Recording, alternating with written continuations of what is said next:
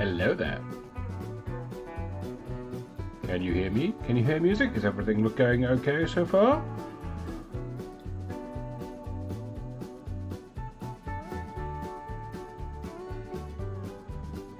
Guessing so.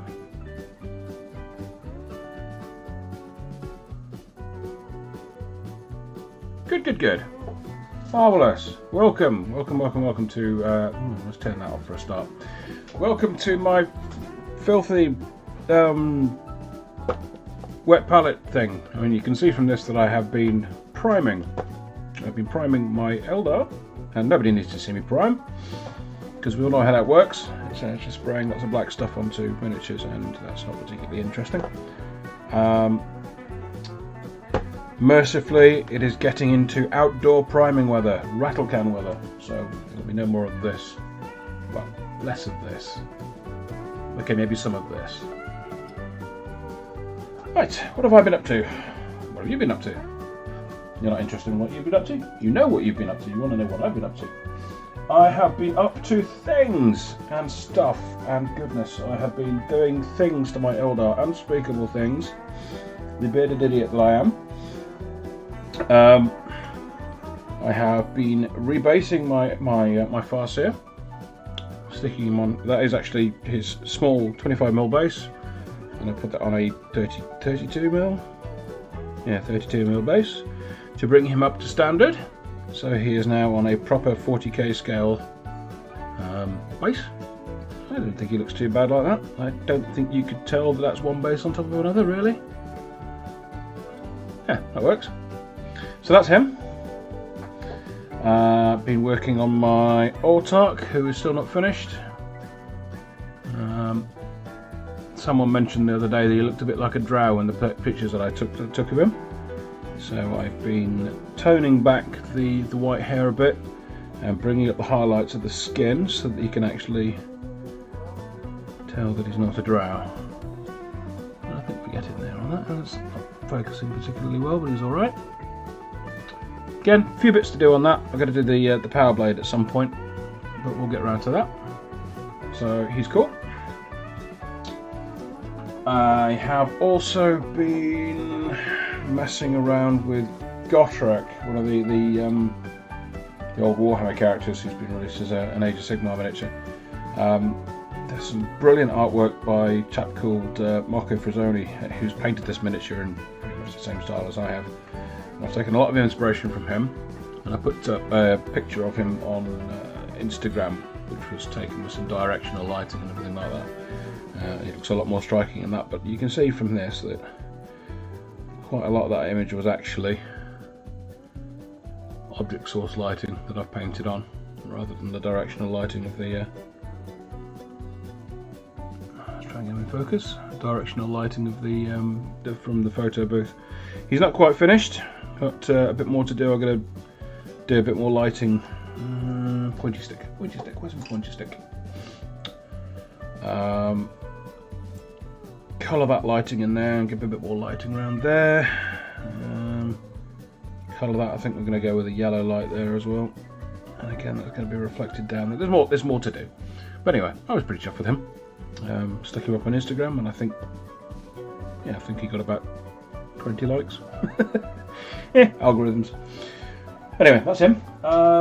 What else have I been doing? I have been mainly assembling Guardians. We'll get onto that in a second. In fact, no, let's get onto that now. Guardians. The result from the poll that I put up on Discord and Instagram and Facebook and everywhere was Storm Guardians.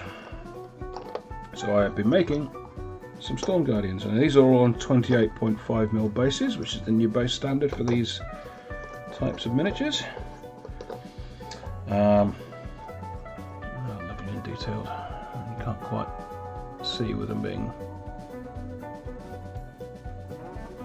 They're just beautiful. Just beautiful. Far cry from the old ones. So we have Storm Guardians, and because we have Storm Guardians, we want to have one of these, which is fantastic. It's like there and mini baby wave serpent in terms of what it does, and it's really cool. So I'll be painting that as well. But before we put any paint on that, I'm going to do something with the base. Yeah. Right, Guardians. Guardians. Some of you may have noticed, or may have seen the video I put up ages ago for how to do Grimdark Eldar. I'm just going to grab the miniatures I did for them.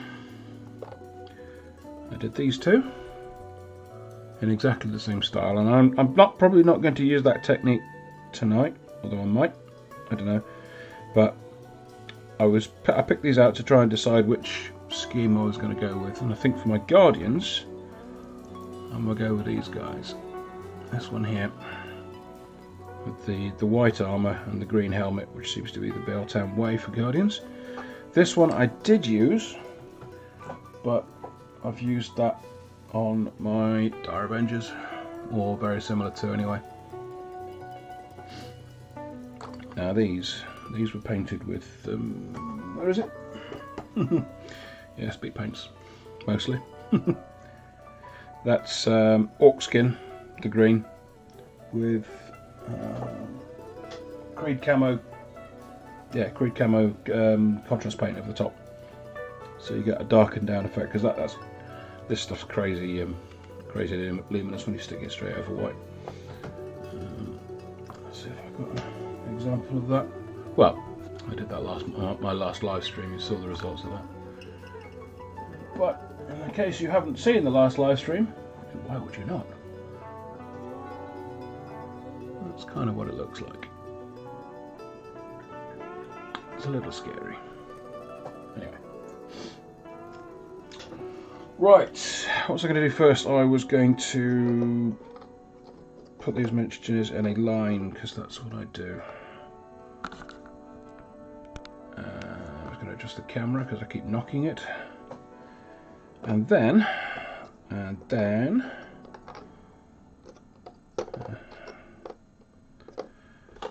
was going to do a base, and I've painted this. This is just black undercoated like everything else, and I've painted this with some Rhinox hide, because if you just put basing material down on top of black or whatever you sprayed on top of there, isn't look quite right, because you always get a bit of the colour of the base showing through from beneath.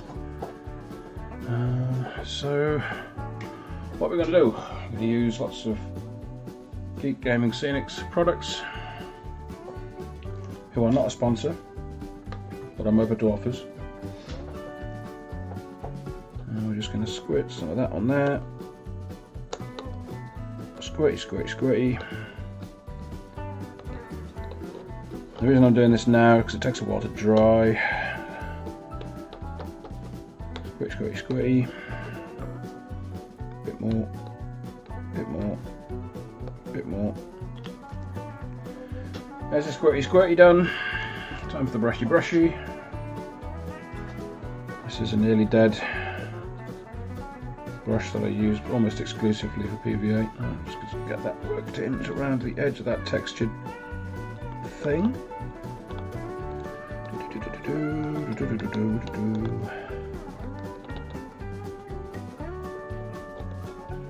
teaching a lot of you to suck eggs here, but you know, there's always somebody who might not be quite entirely sure how these things work, and that's what we'll work with. This is, I think this is also from Geek Gaming Scenics. This is their Forest Earth range, which I use for my Sylvaneth. So I'll just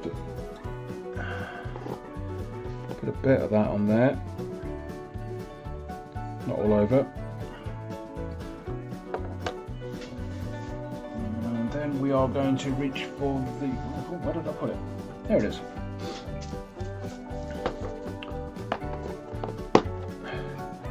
The pot of, or the useful pot that I should really is not, because it is not that. This is again Geek Game Scenics Base Ready Mix.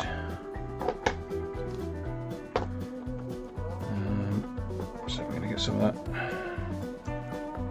Little tiny bits of flock. Maybe stick a bit of that You're not going to really see any of this because it's going under the wave generator. But you know, it's the principle of the thing. So that's that. Get that stuck on there as best you can. And then drizzly, drizzly, drizzly.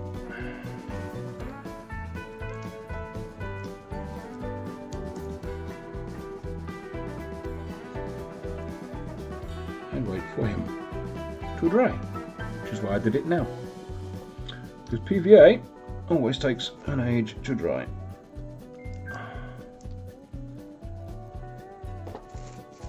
I might use some super glue a bit later to get some of these big rocks on, but again, it's going under that, so you're not going to see much of it. And the more you build up from the base, the more you're going to interfere with the glowing. What do I mean? Hovering. Yes. Clearly, there's a lot of crossover between glowing and hovering. You're going to interfere with the hovering effect. Oh, what else was I going to do on that? I was going to put some. That's what it was. That's what it was. Quiet you.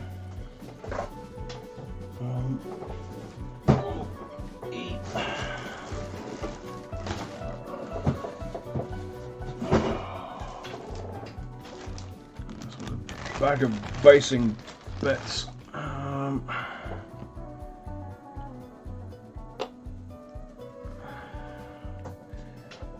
So there's a few more squirts of. So this is where it all goes horribly wrong. Doesn't really matter. That's that brush I used? Oh, who knows? It's the brush I'm using now. That's the brush I used.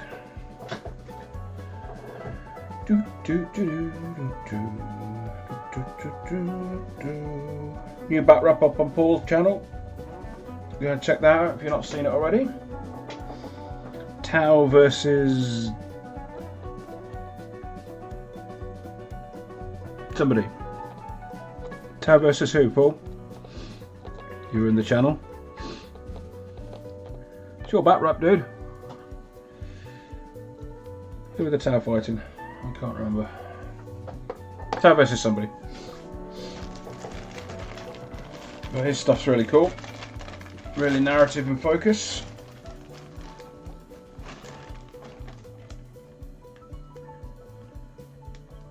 So this is static grass I'm using. I've got no idea who I got. Oh, it's Geek Game Scenics again. Huh. Well, there we go. Orcses, there we are. Paul says Orcses. So, doubtless there'll be much crumping of the little goody fish people, and murder chickens. Because what is life without murder chickens, honestly?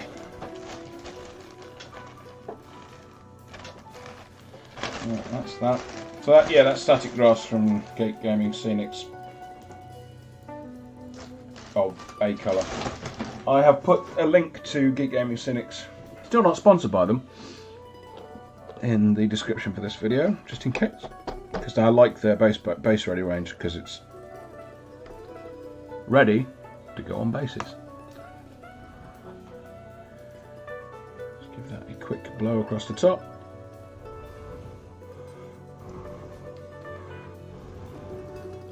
Which will wake up the static grass a bit, give you a more realistic grass type effect. You don't need to go overkill with this, especially if you've got other basing medium on the base. And we'll see. I mean, you can see there that because I got the Rhinox underneath, you can't see any of the black showing through really, other than around the rim, which is what you want. Right, okay, I have things to paint and a cat complaining that I'm not feeding him because I've not fed him in the past 5 minutes. Do not believe his lies. He has been fed today and can access food at any moment in time. He always has food and always has water. He is just a whinging. Yeah. Right, so what we're going to do, we're going to do that, or close to, because I used that on my Dire Avengers, so bye. That goes over there. See, that's Geek Gaming Celix base Ready Mix. Look at that. Isn't that cool? Very cool.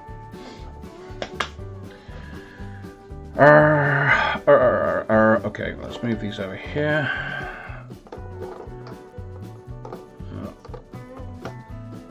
A few of these have power swords. 2 of these, in fact, because that's the maximum number of power swords you can have in a Storm Guardian unit. I realised to my horror when I'd assembled them I'd made 2 melter guns and only 1 flamer, so you know, that's now a thing, locked in place. I don't think I need 2 flamers. Right, let's get them out of the way because I'm left-handed, you see, and I'm going to be spraying in a sec.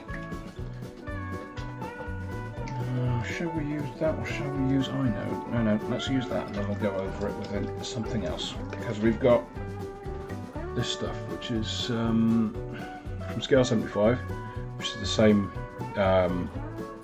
primer that I use for these, but this is the stuff they recommend for their instant range, which is the same, it's their version of the contrast paints and the speed paints. I've not tried them, I may get some and try them, but at the moment I have not tried them. So what we're going to do is, hey Google, turn on the compressor.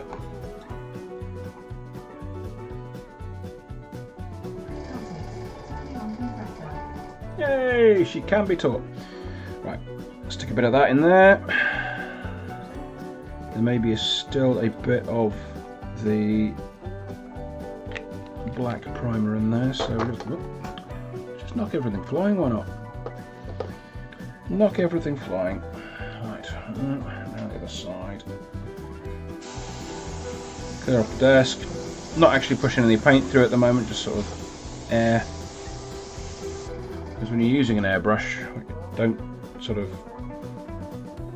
push the button down and pull back at the same time. Don't do that, otherwise you get blobs everywhere. Just push the button down, and when you want paint to come through, gently ease back. That's all you need to do, and then you can get a lot of control over how much paint is coming through.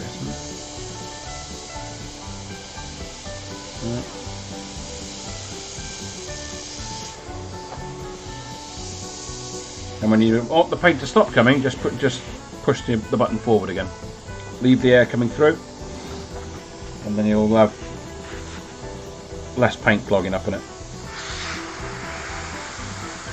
There we go. You see, we're just pulling the whole thing back. Lay down some grey colour on it, and we'll go over this with white in a second.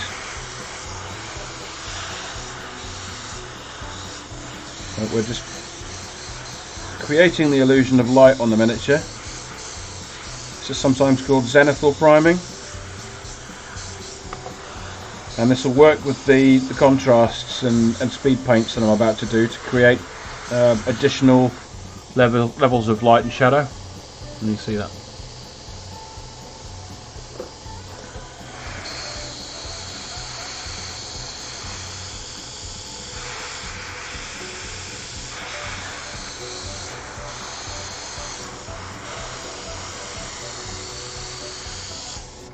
What I like to do is pick a direction the light would be coming from, which is usually sort of up here somewhere, and that's where I'll concentrate the lighter primer.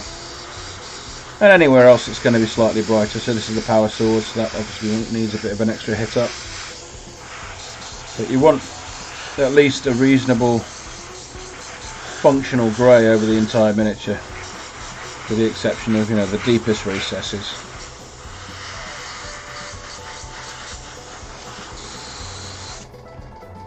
Okay. This is going to take a while. I'm just going to quickly do this. That's not a power sword. It's coming out a bit spotty, but it's alright.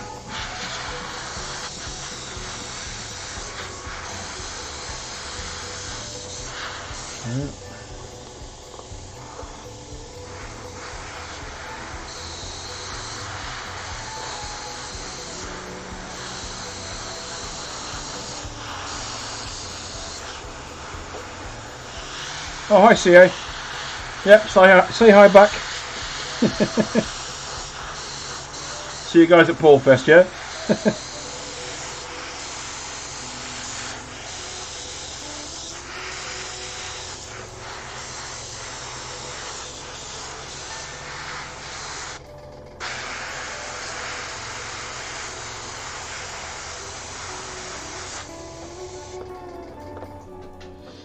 Played one of my first games of Warhammer against Commander Autism at the last Paul Fest.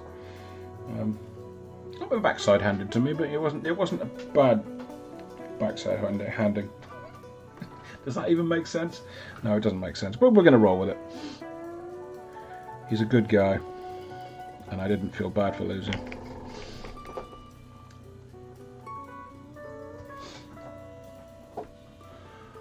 So these guys are going to be Biel-Tan.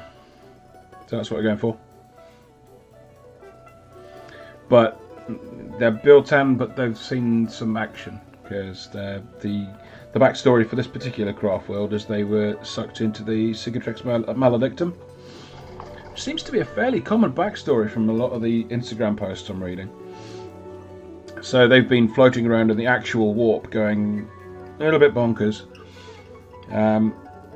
They've got no bone singers or anyone left, so that they're pretty much making do with what they've got and trying to make repairs, not being able to repair their vehicles very well, and it's all going a bit wrong for them.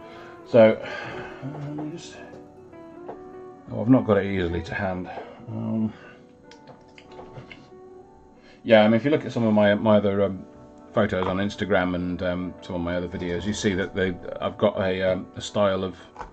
Did I do it on that? Oh yeah, there's a little bit on that. Just pop a little bit of paint on this, and then you can see what I'm going with. It always ends up with. They've got kind of degrading wraith bone. So I've got textured paints on a lot of the vehicles that I pick out with. You can see that? No, can you see that? Yeah, there we are. Yeah, so I've got that's.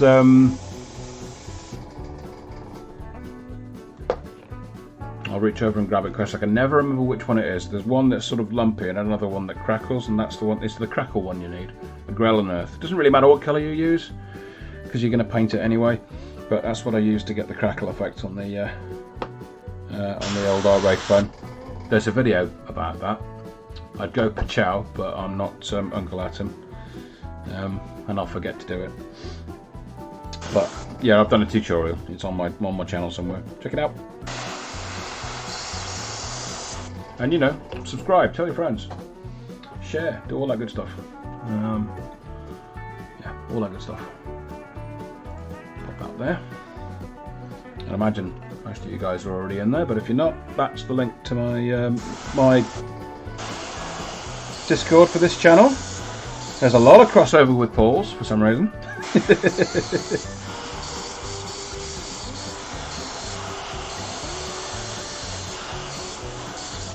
Yeah, don't get carried away with that. I'll do that later. This is what we're here to see. This is what we're going to do.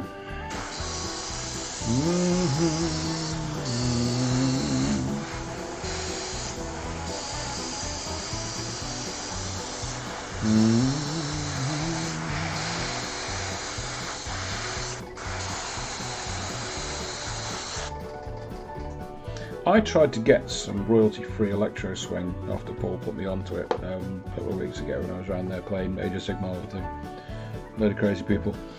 And there is some, but you have to pay for it, which I'm prepared to do, but not at the moment. So next time there might actually be some electro swing music in the background. There you go, Paul. Your influence on the channel.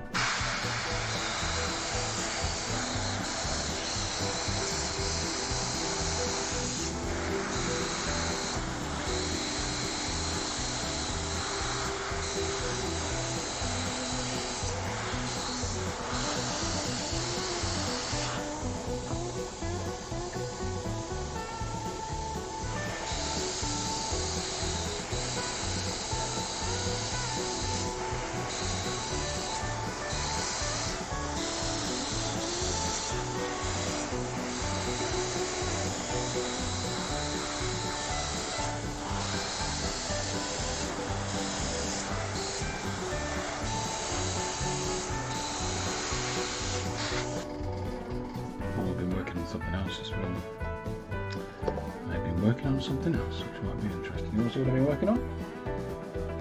Anybody? Yeah? Okay. We'll just let that one hang.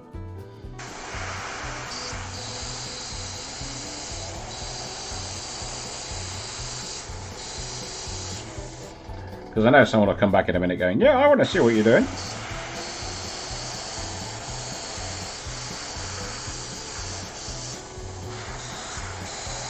Somebody eventually.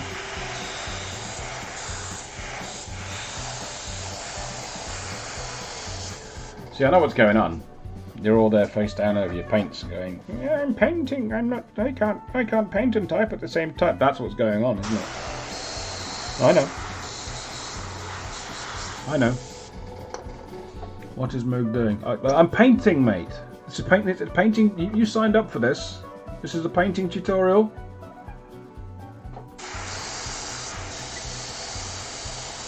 What am I doing? Honestly, you can see what I'm doing.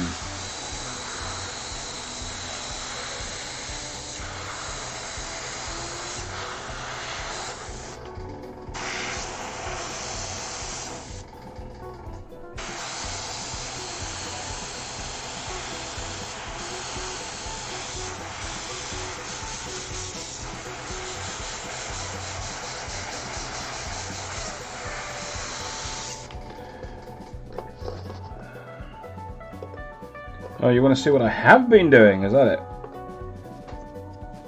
Let me build the tension a bit more. Couple more miniatures to paint, and then I'll. No. I need a bit more paint. Where's my paint?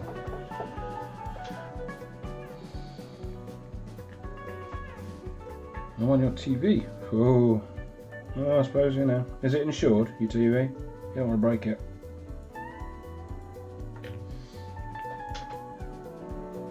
I suppose it's not too bad if it's just my hands. And if it was all of me, I've got a face for radio, and that's not a good thing.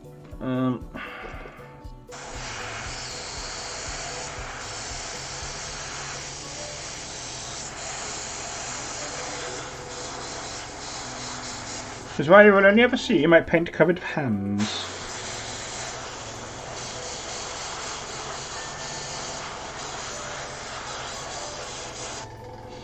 I actually end at the wrist. There's nothing beyond my hands. I'm just a pair of hands.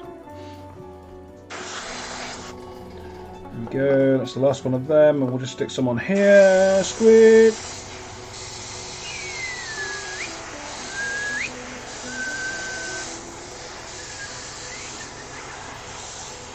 Whoop. And on the underside that you'll never see. But we'll do it because I'll know. I don't think you had the screen or what? Yeah, that's sensible. Right,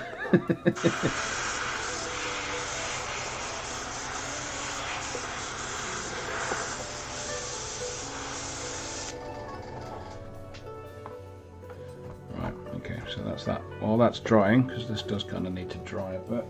Let's see, let's see where we got to with that. No, that's not as interesting as I thought it was going to be. I thought I got further with that. Never mind. That wasn't exciting at all. What was it? What other elements have I put in there?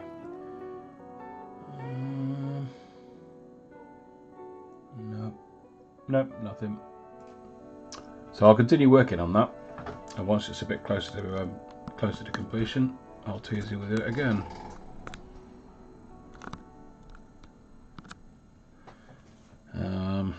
Right, okay. So that's that. I'll just get rid of the rest of the grey paint out of there. Should do off camera because nobody needs to see that. You can all look at my filthy, dirty lid for my.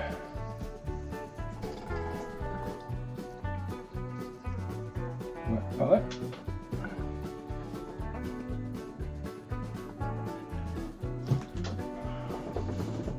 Tissue. Tissues. I must put the tissues down somewhere. There's one. I'll use that.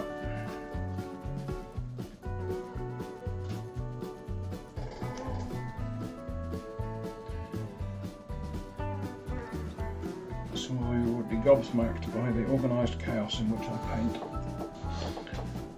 But that is something that will never appear on screen.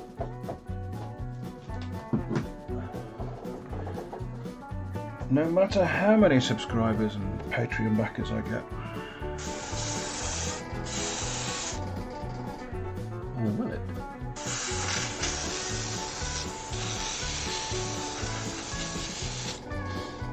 If anyone wants to test that theory, I do have a Patreon. I'm accepting tips.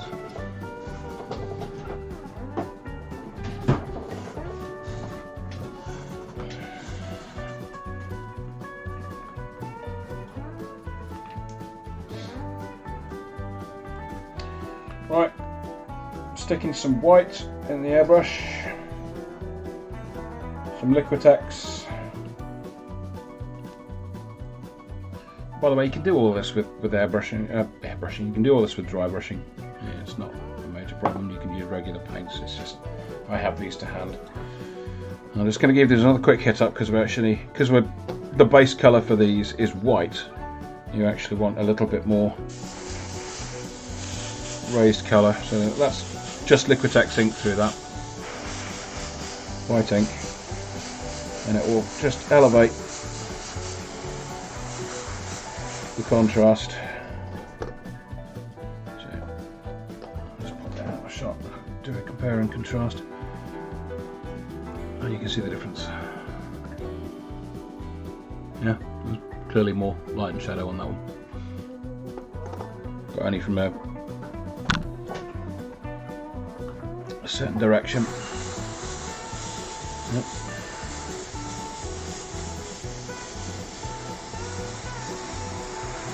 Don't forget the backs of the legs, because they'll catch a bit of the light as well.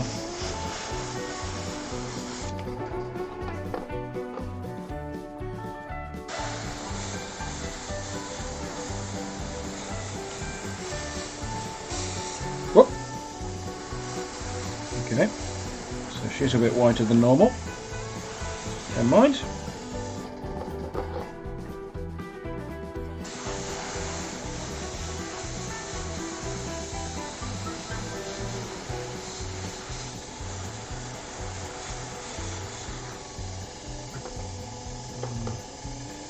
The only problem with this white ink is it goes through the airbrush very quickly and you use a lot of it. It's got good coverage though, I will say that for it.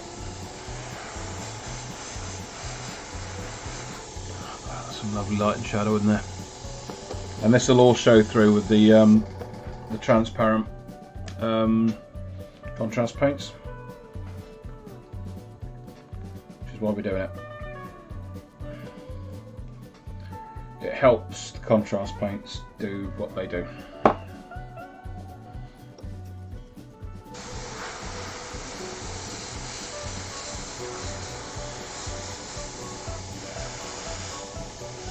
It's a power sword, so that needs to be a little bit brighter.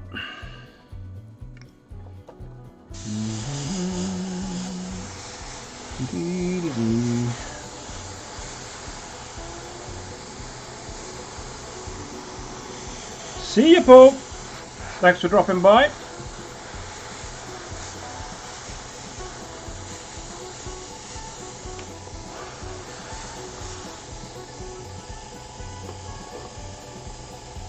Don't forget to like and stuff, because that helps too. How many people we got watching? 4 people watching and 3 likes. Oh, that's not too bad. Not too bad.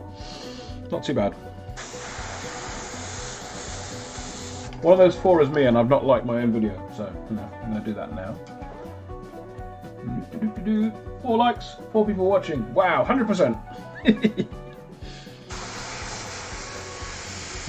Zip.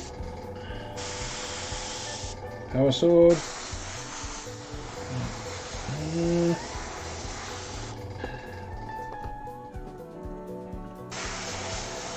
So you see, I mean, this is nothing. There's nothing particularly fascinating about this scheme, or challenging, because I don't like challenging. I like things to be quick and easy.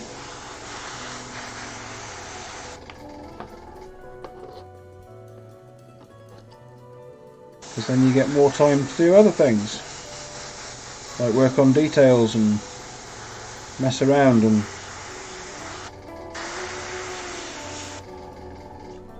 consider the universe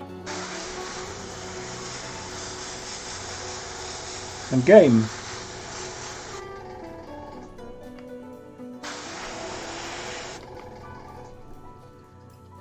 So that's the object lesson here, is just to get these to a particular. I'm just giving a quick spritz over, just to mainly just to use the rest of the ink in the airbrush, otherwise it's a waste. Oh, we've got that to do.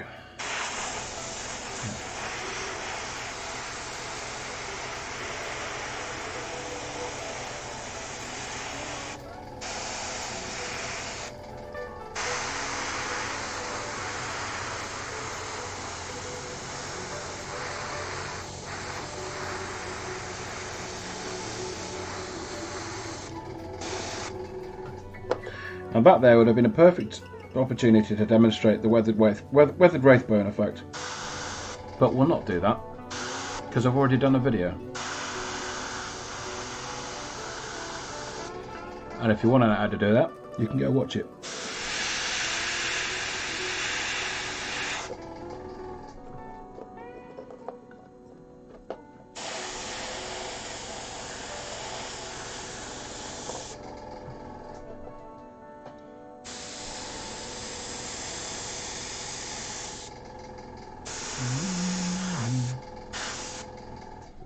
There we go. There's a bit of colour on that as well. Good, good. Right, let's clean up my airbrush again. This is the downside to owning an airbrush. There's an awful lot of cleaning involved, usually. But it's not usually time consuming between colours or anything like that. I know a lot of people think there's a lot of messing around when you're changing from one colour to another. There really isn't. Just get the worst of the colour out that you were using before. Stick your next colour on top and just spritz through until you get the right colour out. It's not a major problem. Just get the worst of it out and it's alright. I'm just going to blow that through with water into my airbrush cleaning pot. Off to the side.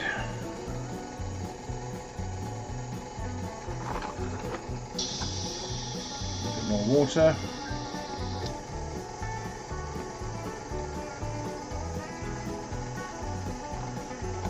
There we go. Okay, Google, turn off the compressor.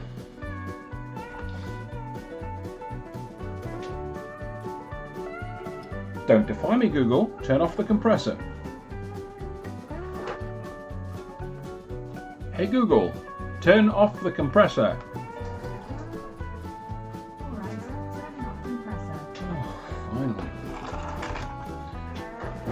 Where are we with these guys? So they're white, which is good. That's what we want. So the next colour that we want to be looking at is a power sword, so we'll put them over there. Where's the other power sword? There's the other power sword. We keep them slightly separate because we do something special with them, like paint a power sword. Which is something we can't do on any other miniature because they've not got power swords. Put that over there. Line them up because it helps with the back painting. Move from one side to the other.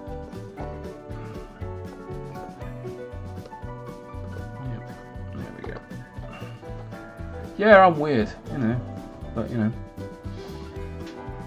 it helps my brain function, which at the end of the day is what we're after. Right, I'm going to grab some. That's not what I want. That's black template. That's certainly not what we want. Want to do that? No. We don't want to do that. We want to grab. Where is it? Yeah, I'm going to use some orc skin on that.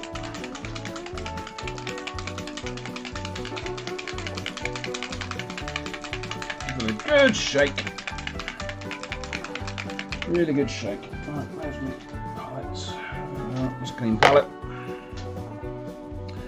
As I discussed last time I was using these things, you do not want to put these on a wet palette because they will bleed through the paper and into your water holding membrane, which is not entirely what you want, or indeed at all what you want. Okay, there's a brush into the water. Always start with a wet brush because it stops paint getting up into the ferrules of your brush, drying there and making everybody cry. Is it coming to enough of a point? No, not really. It's trying a different brush. Brush might be on its way out. It tastes okay. A bit of a chew. Some water on it. Dab, dab. It's a bit more of a point, isn't it? Okay, here we go. And we start with the painting. Right, there we go. Into the paint. And carefully does it. Because the one thing you need with Eldar is a little bit of precision, because they're all clean lines and horribleness.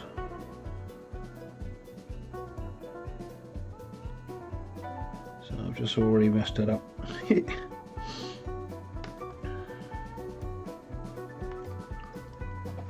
Let's see if we can paint if it's actually in focus. Wouldn't that be crazy? Right, so there we go. Yep, that's in focus.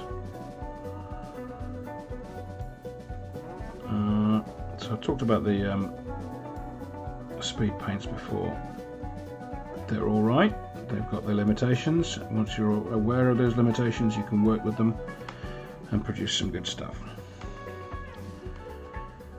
They're certainly okay for what they're advertised for, which is one clean, thick coat of paint to get a miniature that is ready to go on the table and not be an embarrassment, or a complete embarrassment anyway.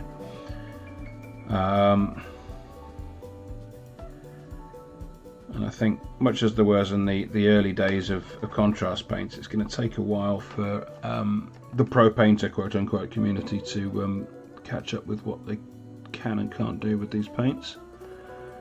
I like them. I do. But like I say, they've got the limitations. One of those limitations is bleed through. So if you were to put white on top of this green, for example,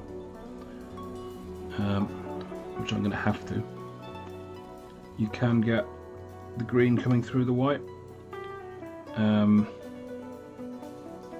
because wet paint on top of these has a tendency to reactivate the paint no matter how long how dry it's got, which is something that doesn't happen with look at that, making a proper mess of that. So it's all about precision. It's all about precision, clean lines with Eldar. Me. Where was I going with that? I don't know. Can't remember. Somebody remind me.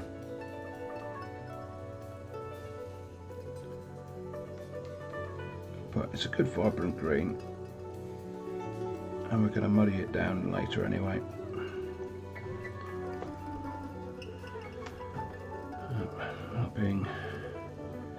Don't need to be hugely careful, we just need to make sure the paint goes in more or less the same spot.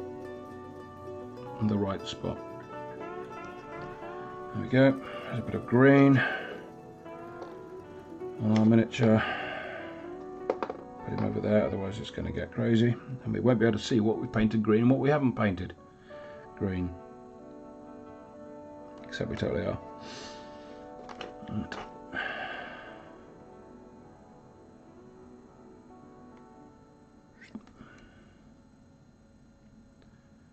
Okay.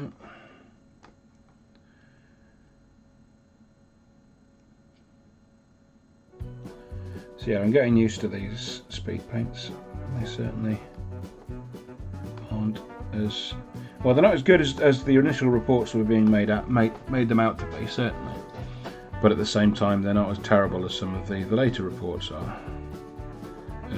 Like I say, you just need to know that they've got some limitations, and what those limitations are, and what you can and can't do with them within those limitations.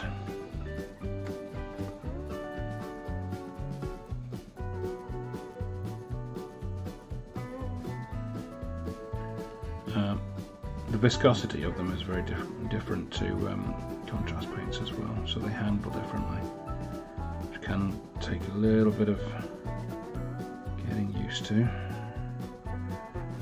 But they are not terrible. Certainly not terrible.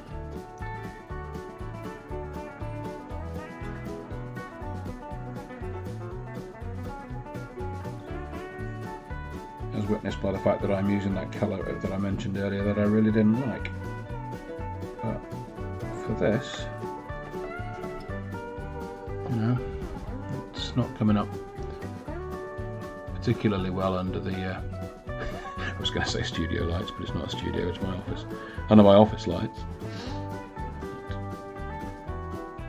It is doing what it needs to do. And we can correct the tone later and put some Creed camo on top, just to darken it down.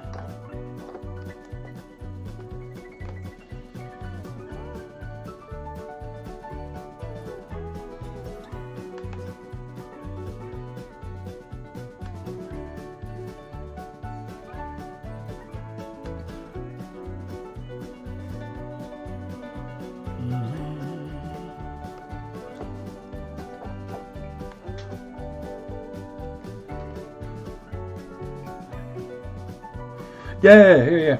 Wolf Corgi, yeah, you're right. Dana Howell is really good doing reviews and stuff. I don't think I've seen her one on the speed paints particularly, but her other product reviews are generally really good, and she's a really good painter as well. She knows her stuff with her colours. If you're not familiar with her channel, go and check it out.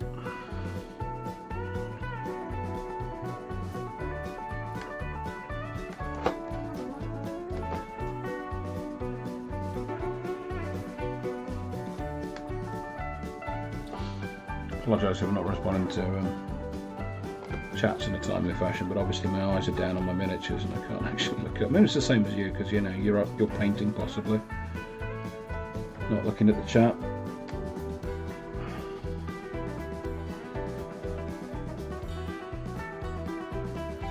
But you know, it's good to have a bit of interaction every now and again because it encourages me. And some would say I don't need an awful lot of encouragement, but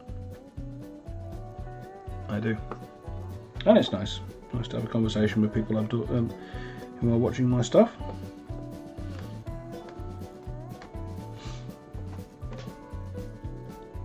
So I can answer questions. There's an awful lot that needs addressing here. I'm just putting green speed paint on shoulder pads and helmets over a white undercoat.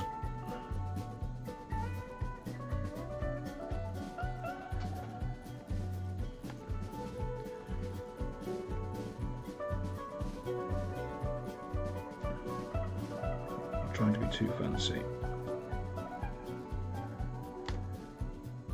Be as fancy as you want after you've got your base colours on and you've got an army that looks okay on the table. You can then go back in and paint in all your sigils and dangly bits. Stop sniggering, you know exactly what I mean by dangly bits. There are dangly bits on these miniatures and you know there are.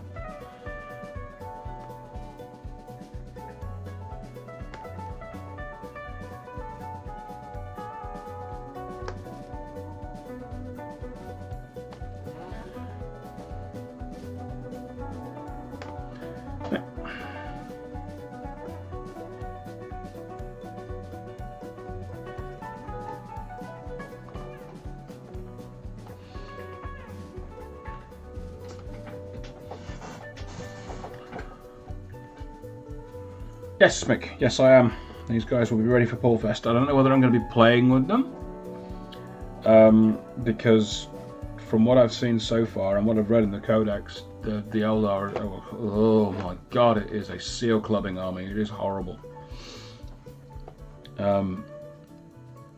I am not entirely sure how I can keep friends and play Eldar at the same time. At the moment, I'd rather have friends.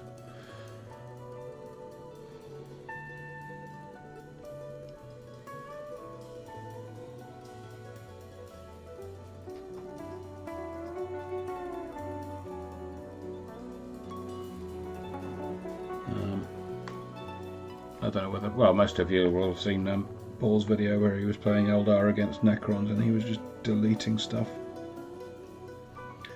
The damage output and their mobility is just crazy.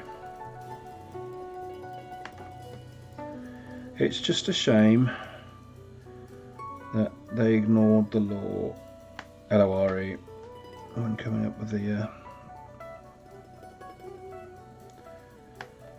with the different craft world things and how they're composed.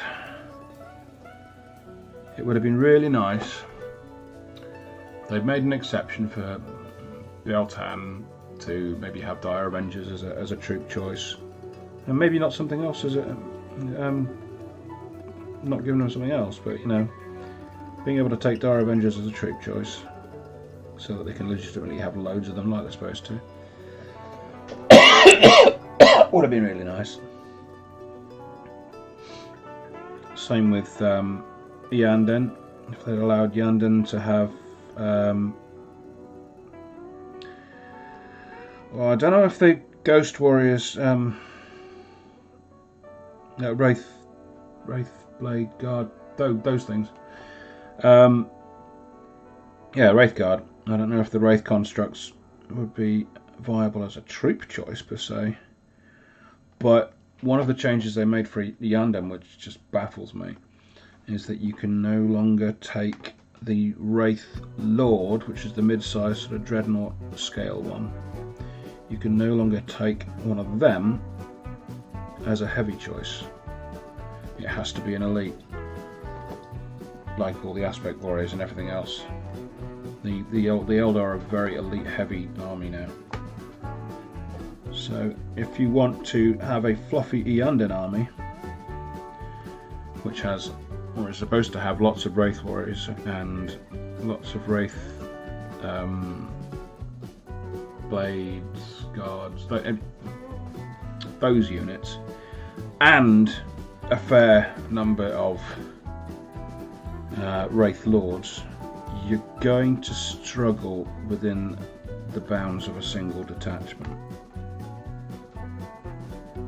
That is just a thing that will be a struggle for you. And that's a shame, because it would have been very easy for Games Workshop to write a little paragraph in the Yanden one saying Wraith Lords count as heavy if they're a Yanden. That would have done it. That's all they needed to do. But no. Some competition dweeb. No. Everyone's playstyle is valid. But some competition dweeb and the playtesting team decided that everything would be balanced for tournaments. Which of course the main number of people playing 40k play tournament, don't they? Yes. Obviously.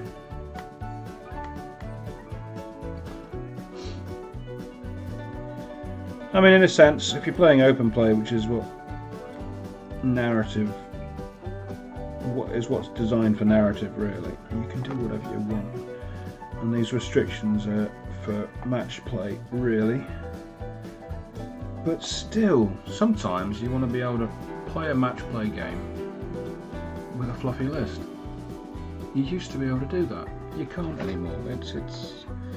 It's disappointing. I'm disappointed, Games Workshop. I am disappointed. Not angry. Not really. Just disappointed.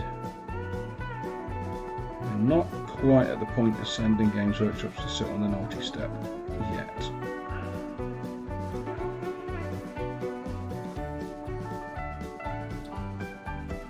I think that might happen if they do what they suspect they're going to do, and that's release additional Corsair. Oh, Corsairs, don't get me started. Additional Corsair rules in a sort of Psychic Awakening. Psychic is now awake and has had coffee kind of supplement. Because at present, strongly worded letter might be on the cards. At present, there is one HQ choice for the Corsairs, even though you can, in theory, have a completely Corsair detachment. There's only the one, and that is Prince Uriel, who is the head of Uriel's Raiders, I think? Yeah, Uriel's Raiders. Having subsumed the Xian's Black Legion and all the other ones into his thing. But sometimes you don't want Uriel's Raiders. Sometimes you want to be able to do your own thing. And you can't, because there is one HQ choice. So if you want a completely Corsair detachment, which is the only way you can have just Corsairs as your troop choice, you kind of need to play Uriel's Raiders. Which is an irritant. There are a load of miniatures in that box that's coming out with Nakland. Well, the Nakland box, the Nakland sprue, which I've not got a copy of because I'm not on that special list. And if I would, I couldn't say. If I were, I couldn't say. But I'm not.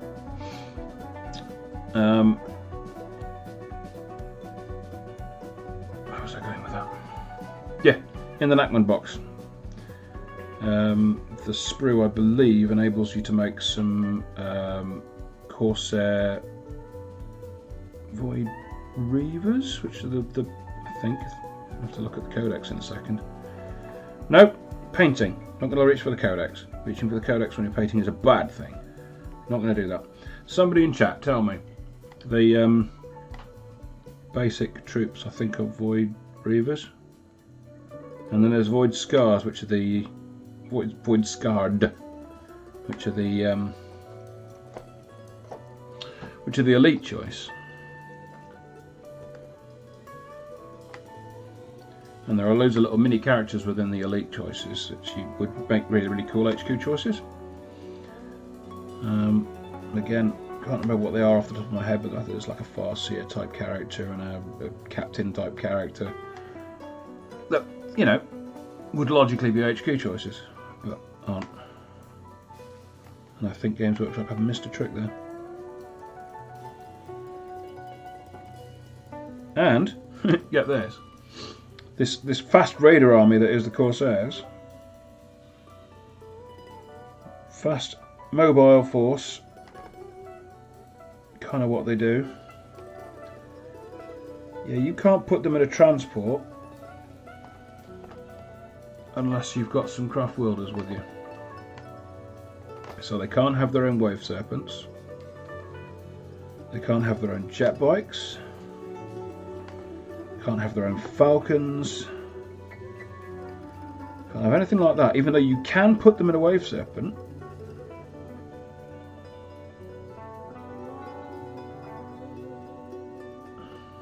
This is a painting tutorial. This isn't a rant about the Eldar the Eldar Codex. I mean, it might turn into that, but I mean, you're here to see me paint, not rant about the Eldar. Anyway, so let's paint. So, oh God, yeah, the Corsairs. Oh, so frustrating. Yeah, they have to thumb a lift with craft wielders to function as they would, because there is a rule that says, I'm beating myself now, I know I am, that unless you have only Anwraith, which are the Corsairs, in a detachment, their troop choice, being the Void Reavers, can't fill mandatory troop slots. So you need Guardians. Even in a sort of a patrol detachment, because that's got one mandatory troop choice, you need that troop choice to be Guardians or Scouts or something from a craft world.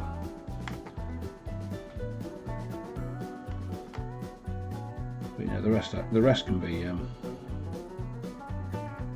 Corsairs at that point.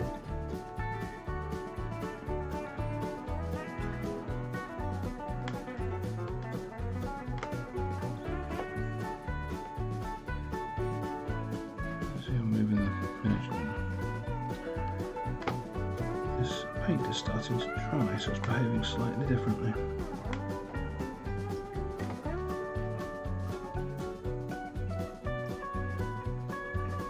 Any second now we'll be putting a different colour on them. If anyone's expecting an exciting video on batch painting, that is not a thing that happens. So I don't know, maybe it's good that I'm rambling away about Eldar and... God damn, they're Corsairs, you know? Oh! How very dare they do that to my Corsairs. I was so looking forward to having a Corsair list.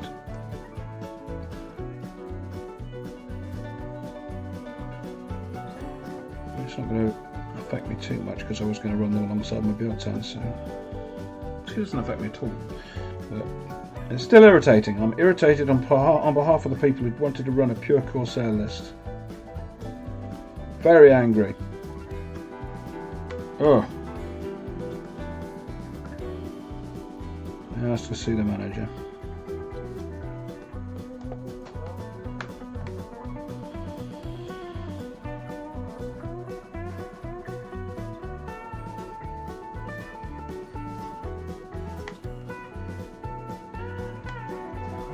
Apologise, a lot of this is going to be out of focus, but then it's not particularly exciting. Just basically just laying down colour onto bits that need to be that colour, and then letting the paint dry. So if you look over here, you can do what the live stream tells you can do, and you can watch paint dry live.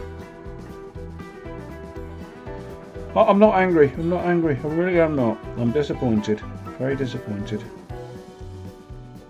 Disappointed in Games Workshop. Maybe a little bitter, but mainly disappointed.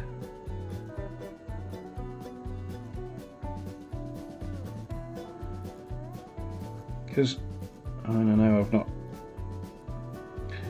I've got the brand new miniatures and I'm painting the brand new miniatures, but I am not new to the Eldar party. I really am not. I have Biel-Tan miniatures painted as Biel-Tan that came out and were bought before some of you guys were born. You know, I've been doing it that long, playing Eldar. So I am not a meta chaser by any stretch of the imagination. I'll just keep telling myself that.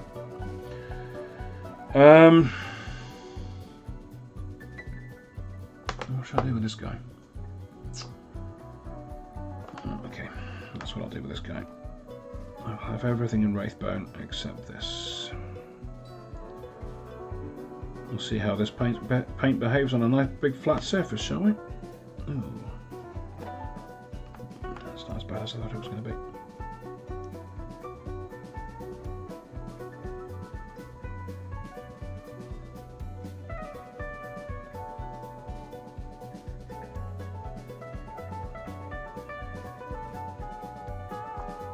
Tell you what, well, it's not brilliant, but that is better than Creed Camo does on a flat surface. I'll tell you that much for free.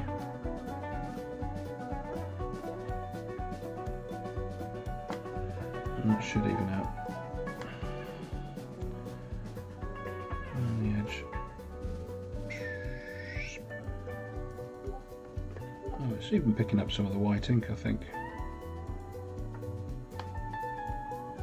Bleeping at me.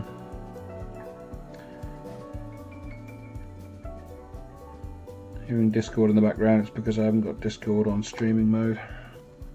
So I'm getting beeping from people messaging me. Or not messaging me, you know, just messaging people who are interesting. It's usually not me. Right, okay. Give that brush a good clean.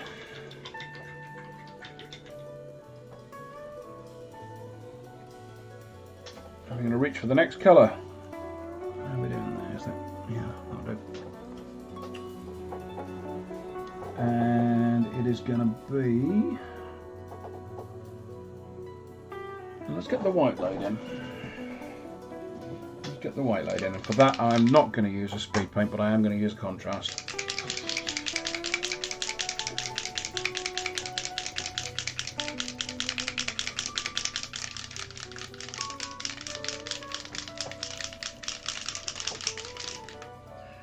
Give it a good shake, because it sounds really irritating when you do it next to the microphone, so that's the main reason I'm doing it.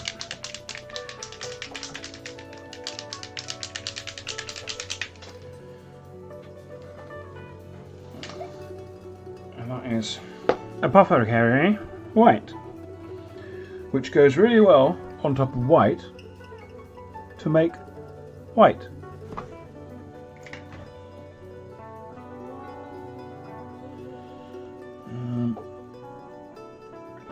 Has had it. Next month I'm going to be buying an awful lot of brushes by the look of it.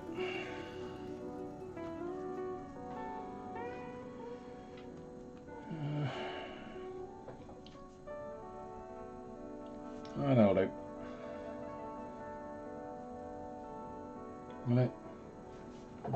No, it won't really. Let's find a...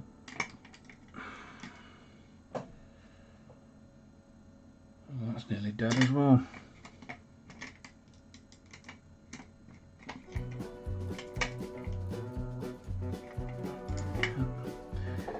Cheap brushes. Cheap brushes are brilliant until they suddenly become a false economy. And you realise none of your brushes are any good. Oh, there's still gum from that brush.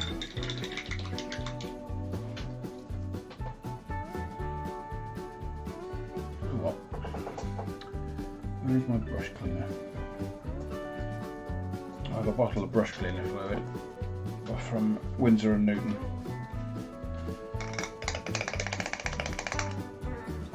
And it will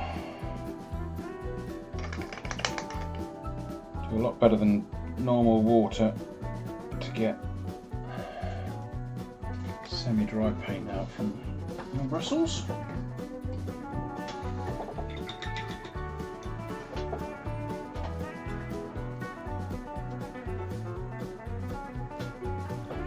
And Bristol, as we all know, is a town in the West Country, not far from Yeovil.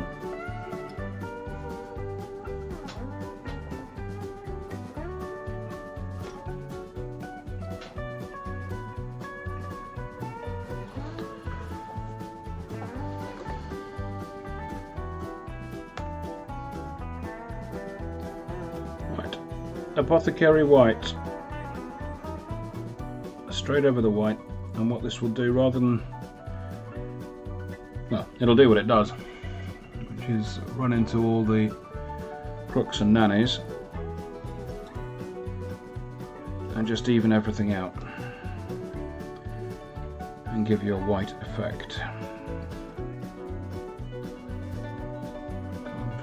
I'm getting bleed through from the... No, that's all right.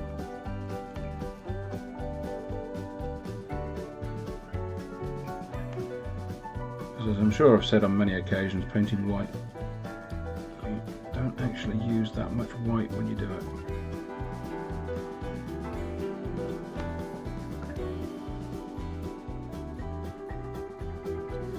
You use an awful lot of grey.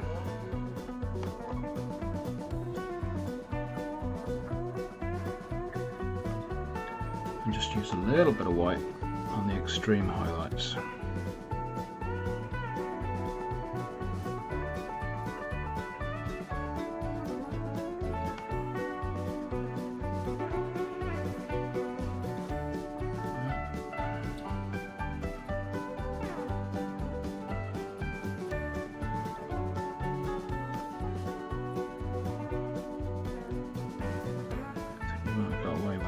There's a tiny little bit, you can see, yeah, the tiny little bit of green paint just there.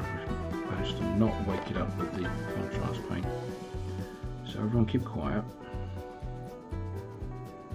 I think we might get away with it, and we'll just go over it with some white paint later.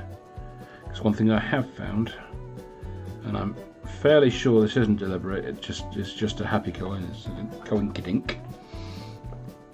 is that the base range of Army Painter paints doesn't react as badly with the speed paints, so it doesn't reactivate them as badly. Oh my word, right. So I'm just going to try and clean out this brush again. I should take a bit of my own advice. I usually have a brush for white and only white. And you can see that there's a lot of green still on that brush. And having a brush for white and only white is the way forward.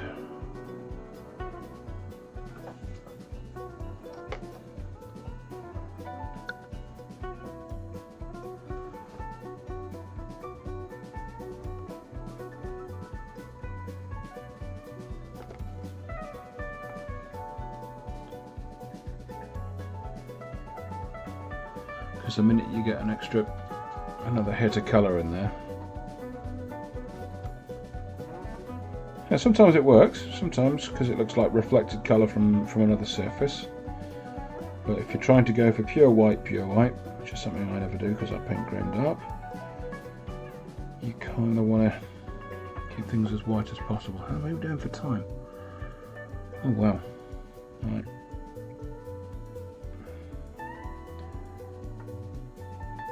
I thought I was going to make better time, but I've been rambling about Eldar and stuff, haven't I? I'm rambling about... Oh god, there's those Corsairs, damn it! Ugh!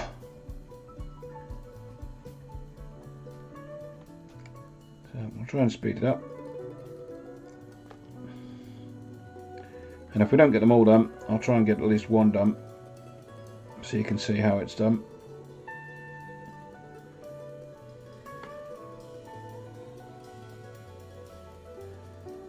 Left to my own devices without the additional stress of the live stream, I'm usually pretty swift with this, and they'd all be done by now pretty much. But,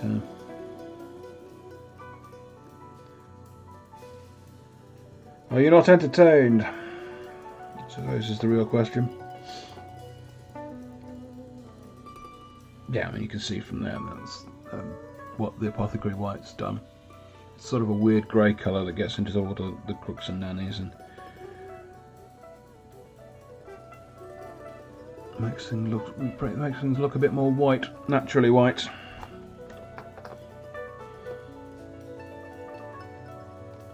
More so than the actual whiten of the just ties everything together. One thick coat. Oh. Right, throwing caution to the wind here, let's just go for it. Zoop.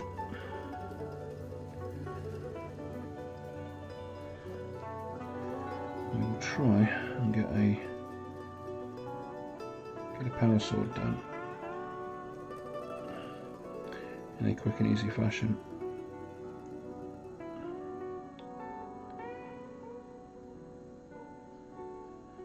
There we go.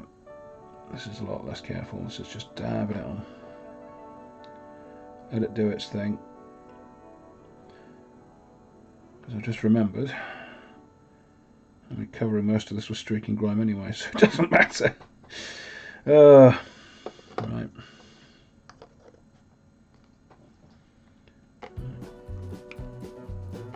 Let's get some of that out into the thingy. Give it a wee drop of water. Look, it's a fine whiskey. One drop or two, just the one. Come on. Beep, beep, beep, beep. There we go. That'll do. You got a bit of a bear wheat mix. God, I don't even know what that was. It wasn't Scottish, whatever it was. What else should we do? That's glaze medium. Let's take a bit of glaze medium in, whatever. Just make it flow a bit easier and better. There we are. This is just to speed things up a bit. And you can see what you can do with just a regular contrast paint.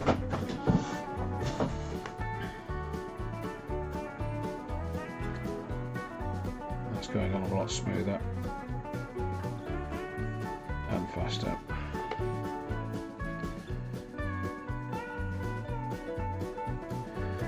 So what this is really doing is kind of like a light grey wash that doesn't really tint the surrounding white too much.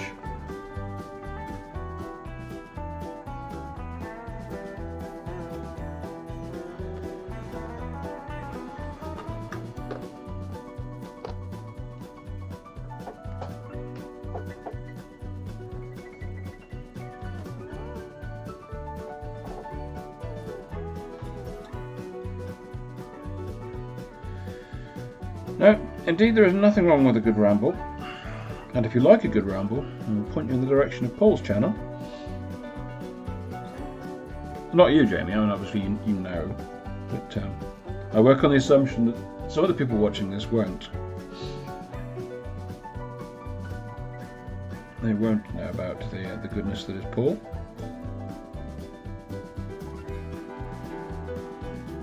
But if you've come here for the painting, he may not be your cup of tea.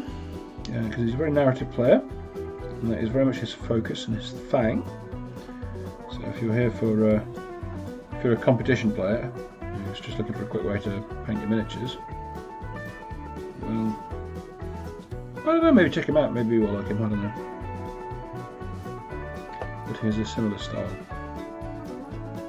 Can't really stay on topic for very long. But that's delightful. Delightful deviations and digressions and other such alliterations.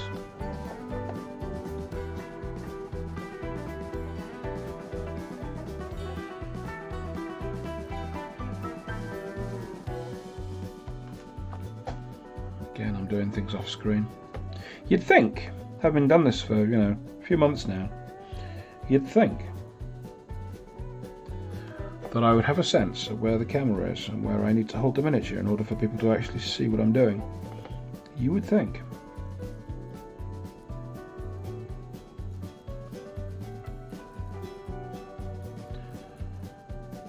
But that is clearly not the case. I have to rely on my winning personality. Oh God, I'm doomed.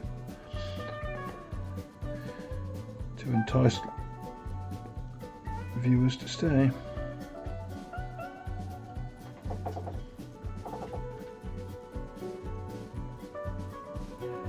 And I do have a few viewers I've seen. There's at least 2 people watching that aren't me. You know, that's good. Better than last week.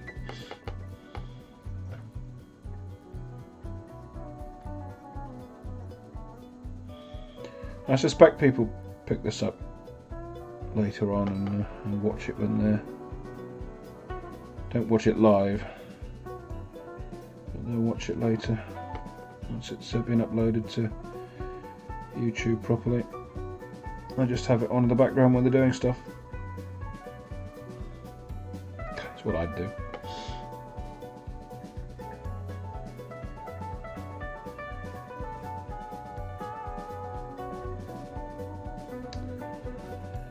But I will tell you what for free. Having anxiety issues and depressive tendencies and trying to do a YouTube channel is not the best combo.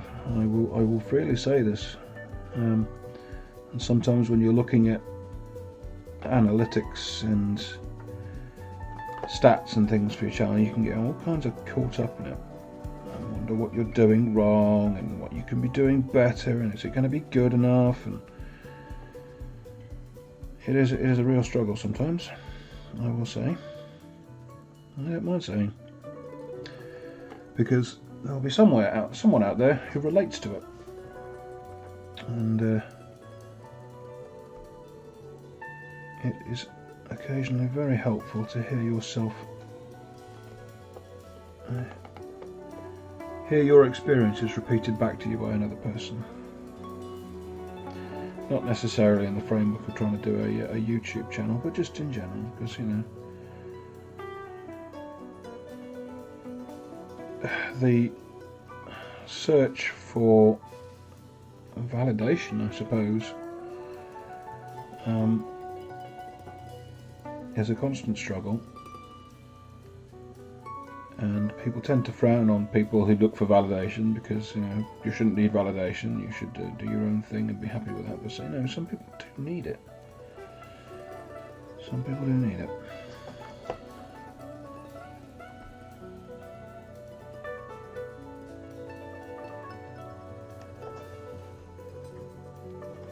I'll probably settle down and do its own thing. But I don't know where you were doing it. Doing where I was going with all that, but, you know, I've gone with it. It's one of my demons. I have others. It's not even a particularly well painted demon, and it is anything but golden.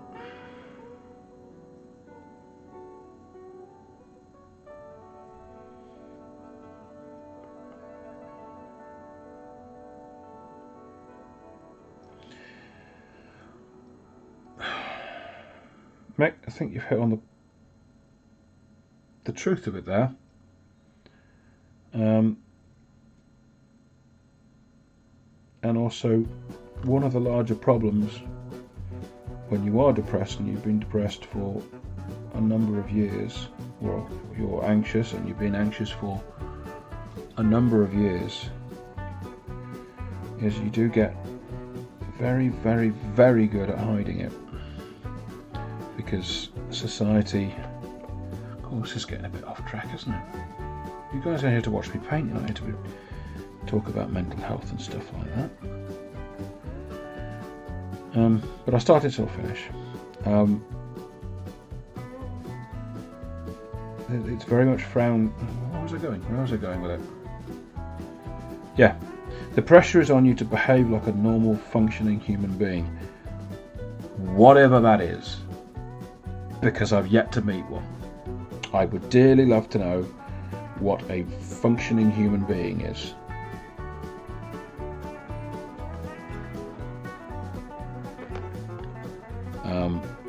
But there is a pressure to act like one, and that means suppressing as much as you can, or often suppressing or internalizing, or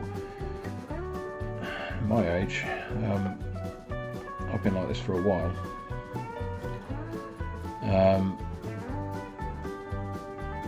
there's a lot more help around these days than there was when I was learning to cope with it. So I have very different coping mechanisms, and a lot of them do involve hiding it and bottling it up and not letting it show, things like that, which is not, at least according to current thinking, is not healthy, and it really isn't. The best thing that we can do as a society is normalise talking about it, which is what I guess what I'm trying to do here. But yeah, I have my struggles. People have their struggles. Everyone has a struggle. Well, as the saying goes, everyone is fighting a battle you cannot see. So if you can, be kind, be kind. Which is a long way around saying, don't be a dick. I may bleep that out. But no, I feel strongly about it.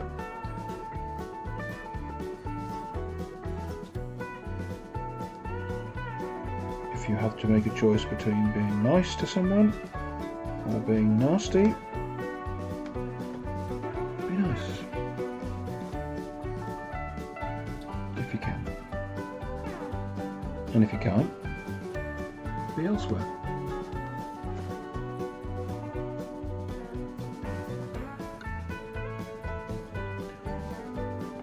Because you have not seen the rest of that person's day out before they met you.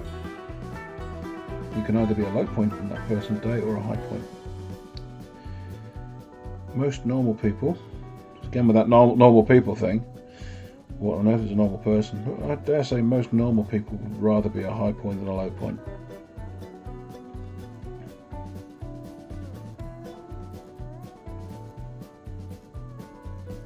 And you can make the difference with as much as a smile, or as little as a smile indeed.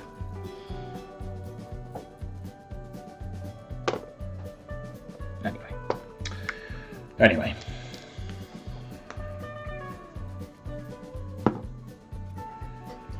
Mental health is a thing.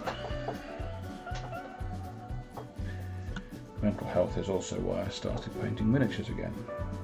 Because COVID wasn't fun. Isn't fun. Because it's still going on.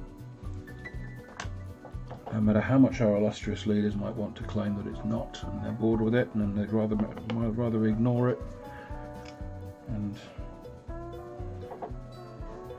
look everywhere but the parties being held in Downing Street and stuff like that. It is still very much a thing.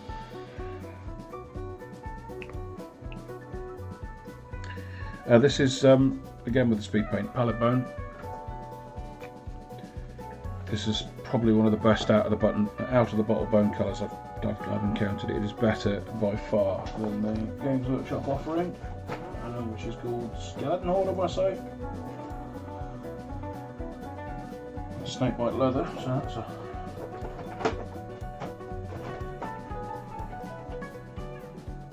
a Skeleton Horde contrast paint. But yeah, straight out of the bottle, this stuff's amazing. Zoop. Instant bone.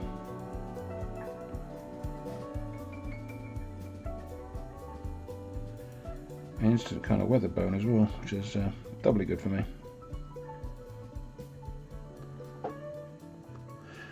Yeah, exactly. Normal. What is normal anyway? Not me.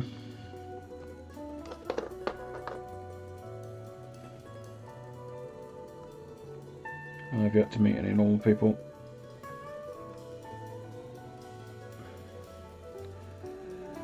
Where else can I put some bone? It's looking a bit flat. I know. We'll make these veins bone colour as well.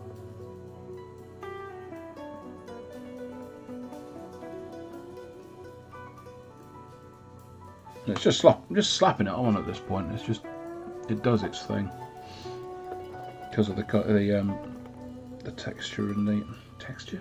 Yeah, texture. We'll go with texture. The way the paint flows. Consistency. There's the word. You'll get there eventually.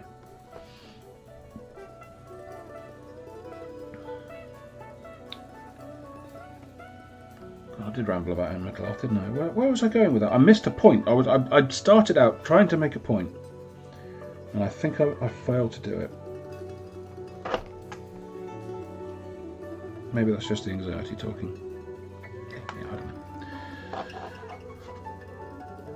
Anyway, yeah, we're very good at hiding it. So you get a lot of people saying, "Oh, you don't look depressed." What does a depressed person look like? Huh? Or you don't sound depressed, or you're laughing, or what's the problem? Which leads to people to think that what you're going through, your experiences, are not either not real or not valid, or it's not that you're not depressed, or you don't suffer from depression, or that when the camera is off, quote unquote, you're not a wreck. It just means when the camera is on, you have such coping mechanisms that enable you to at least pretend to be a normal person, quote unquote. To avoid the stigma. There still is a stigma. Things are getting better, but there's still very much a stigma. If you're suffering from depression or anxiety, you are, quote unquote, faking it. Because you don't look depressed. You don't act depressed, you don't sound depressed.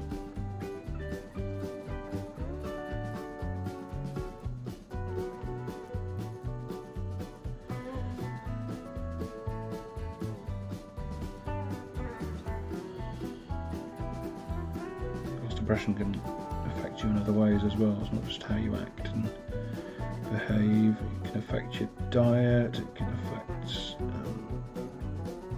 your bowel health. It's just all sorts of stuff it can affect. It really does knock you sideways when your chemicals are out of whack.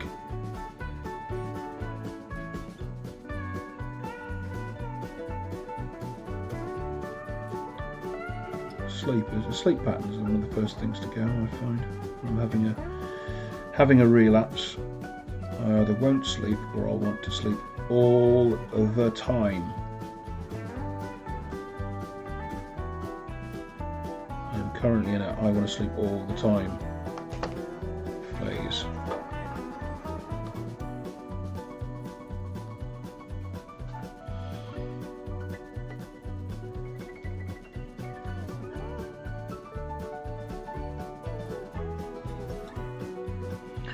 And occasionally you have a situation where you want to sleep all the time, but you can't.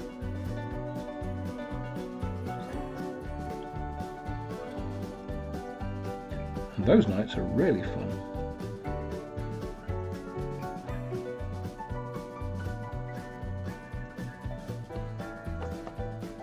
Because not only are you so exhausted you want to cry, you can't fall asleep. And if that goes on for a few nights, that has its own effect on your psyche and the way you think and how you think, and if you can think at all. Because sleep deprivation is a different animal. Yeah, it's no fun. And if you're going through it, I feel for you. I really do. I would not wish it on my worst enemy.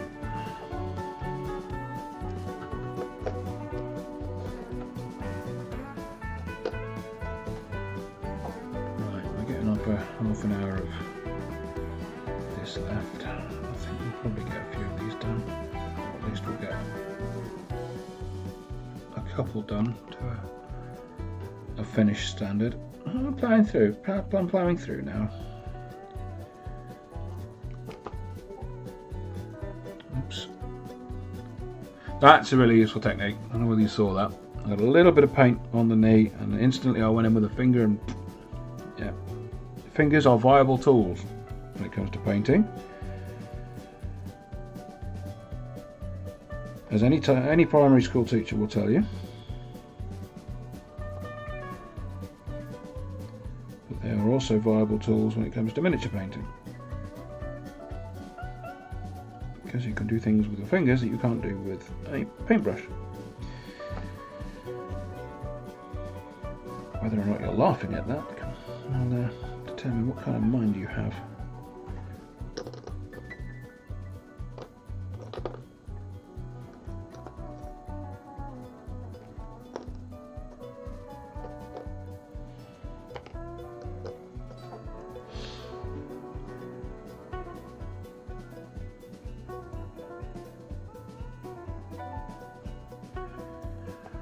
And of course there's the paranoia,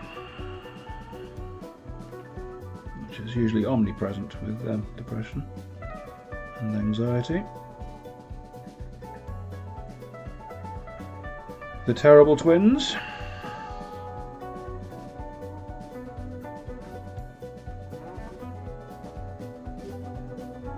You post something up on Instagram and nobody likes it. What am I doing wrong? Does everybody hate me? Am I in the wrong profession? Do I need to change my hobby? Imposter syndrome kicks in and it all goes wrong. And all that's really going on is an algorithm has decided not today because of the way it has been programmed, probably just today. They have decided that nobody is going to see your post because you've not clicked on things a certain amount of times, or you've not got the right hashtag for today's chosen hashtag, or the right person hasn't looked at your story, or you haven't posted up a reel, or whatever reason. But what the reason usually isn't,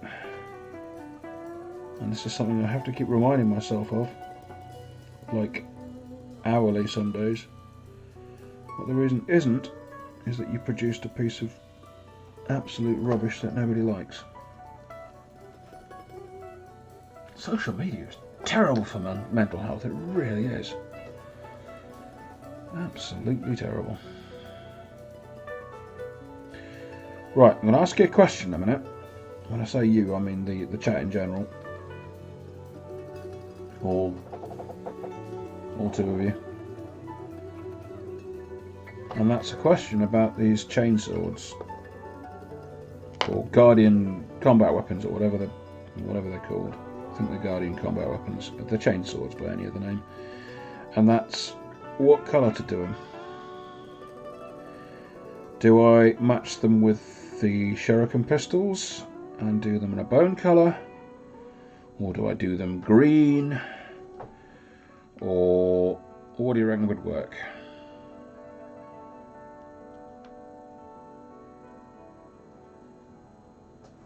What do you reckon? Give that one a bit of time because people are painting and stuff.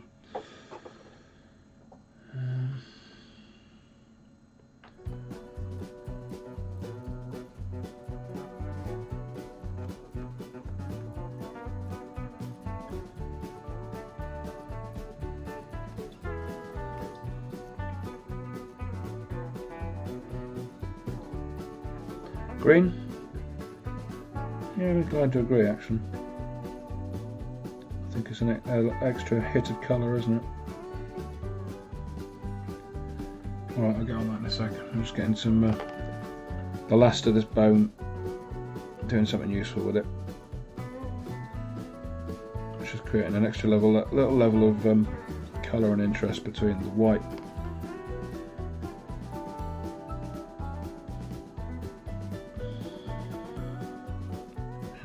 What otherwise would be quite a white looking miniature. Just white. Just white. Okay.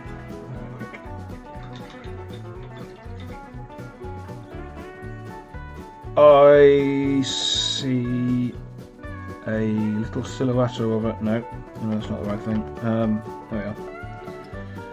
I missed one. This is why you always line up your miniatures and do them one after another, in a way that I've been completely ignoring, purely for the purpose of demonstrating why you do it. Obviously, and it's not because I messed up. No, that never happens.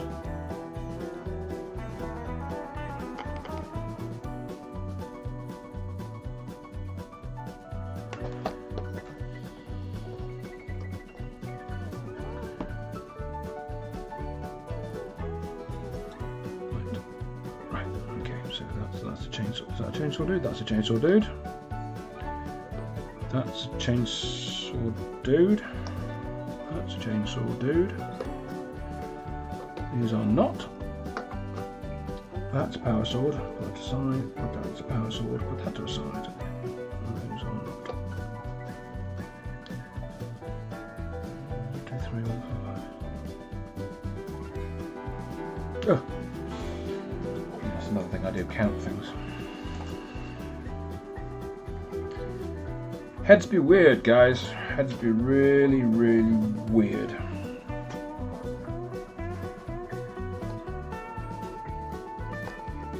Right, okay, let's see how these guys turn up with green chainswords. He says.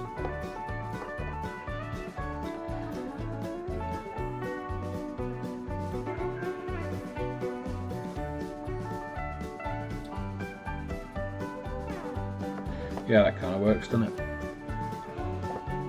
So let's bring it into slight focus.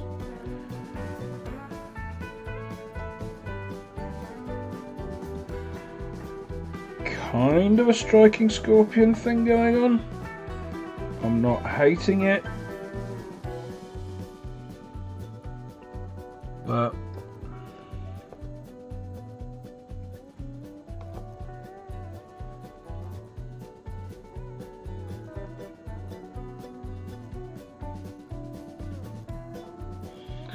I think in terms of balancing out the miniature, it does work. I think good call, people. Thank you, community.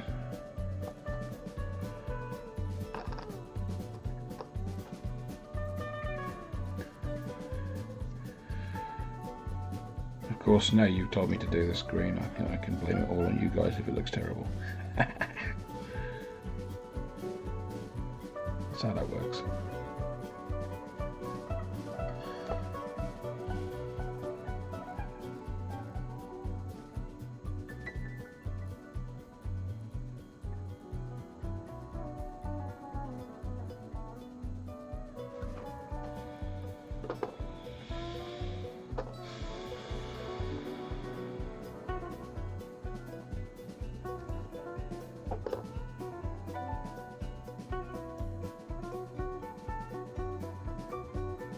There, that one.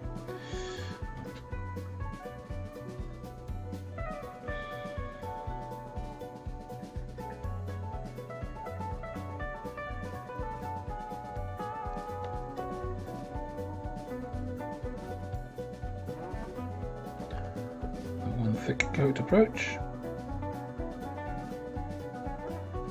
There we go. Yeah, they look alright, don't they? They look all right.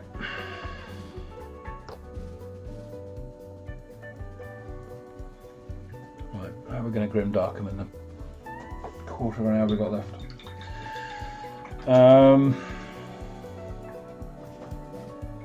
Right. Yeah. Thinky, think. Thinky, think.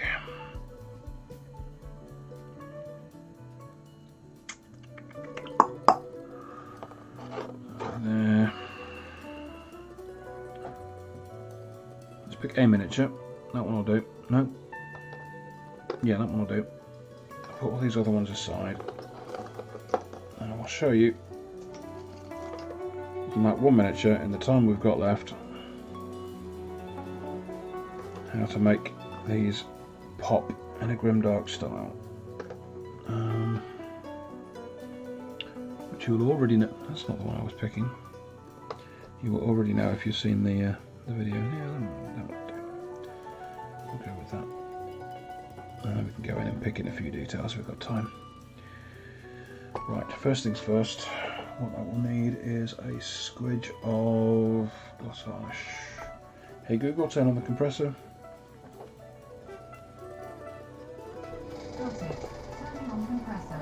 I'm using the airbrush for this because of the reactivation qualities of the Army Painter paint.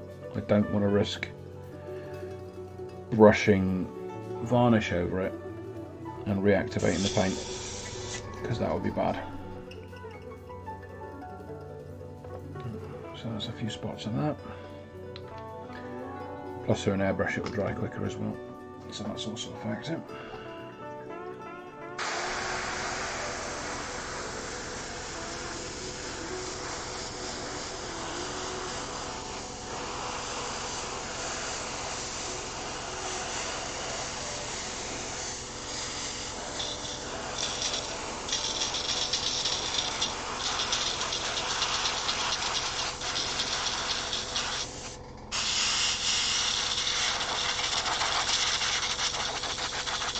Maybe a touch more.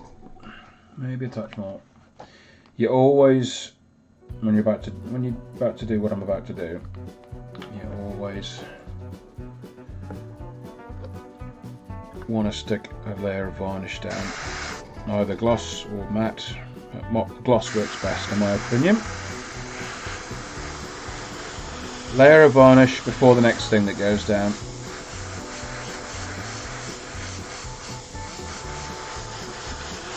Just helps the just helps the next bit come away a bit easier. I'll have to give that a quick wash out, because the one thing you don't want drying in your airbrush is, well, anything, but especially not varnish.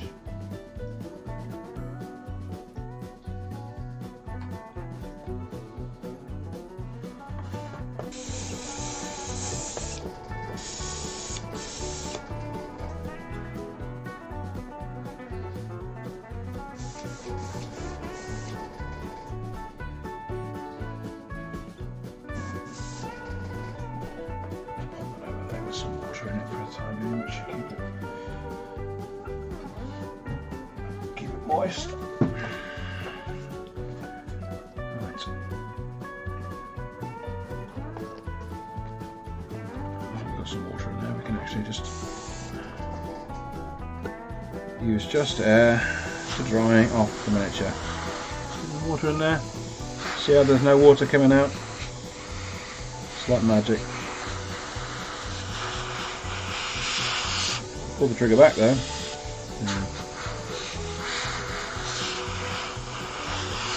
Airbrush skills for fun and profit.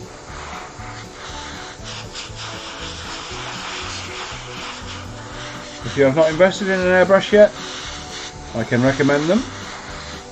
They will change your painting in many ways, because they're brilliant for, once you get a hang of them, they're brilliant for blends and all sorts of stuff. And you can get one that doesn't require a big hose and compressor and like that. It's got a little compressor attached to them, and they're fine for what you're doing. They really are. At least until you get your eye in and decide whether you want to actually use it as a full technique. Well, actually, I'm going to need a bit more airbrush time, because I'm about to use the airbrush again.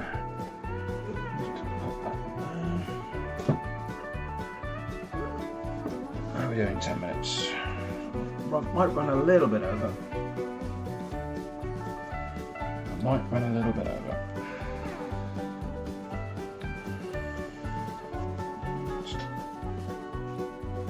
Dry. Still a bit of gunk coming out there. That'll do. Right, where's the stuff? There's the, no, that's the wrong stuff. You know, a normal person, yeah, that normal person would have got out everything they need before going live, but you know, a seat of your pants painting is kind of this channel's thing, I think, or rapidly becoming. I mean, it kind of has to be, because that's how I paint. So what's going on now is Old Faithful, aka Streak and Grime, which is Grimdark in a bottle. That is brilliant. So quick spritz of that. Make sure it's actually coming out of there first. Let's dry it off first. Quick spritz of that.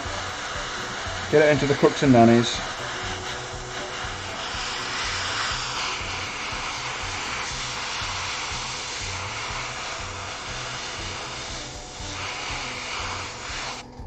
In the areas where there'll be heavy shadow, give it a bit more. You don't need to give it a spritz all over. Oh yeah, use this stuff in a well ventilated area, or otherwise you end up like me. Don't try this at home, children.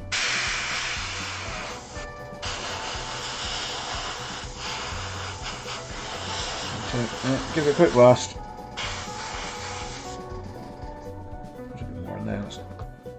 No, that's not, because they're not varnished, are they? Actually, let's show you what it looks like when you haven't got varnish on them.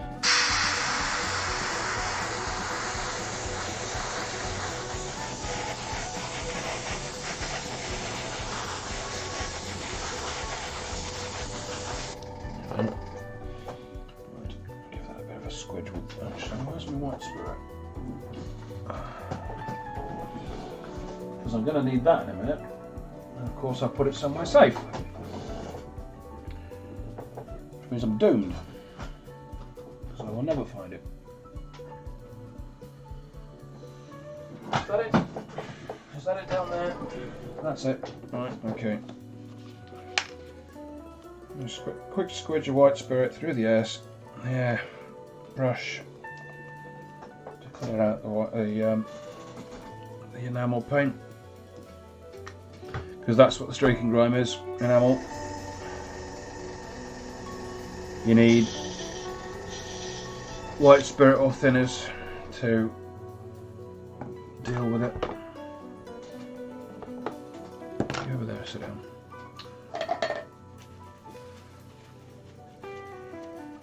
And we're going to use thinners rather than white spirit. You get a different effect from white spirit if you use that. It's a lot harsher.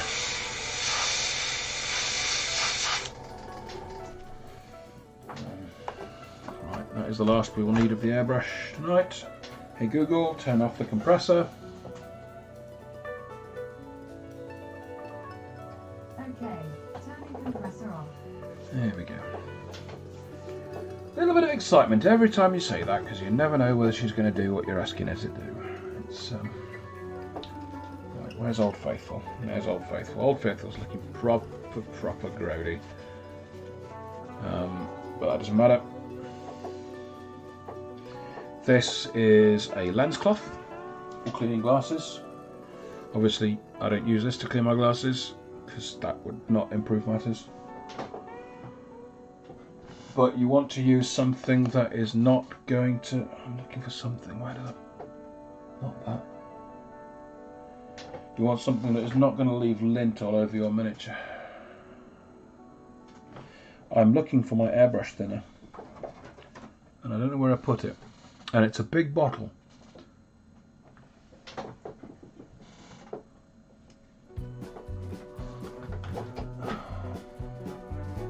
Oh, that's irritating. Where did I put that? You know, I'll panic about it,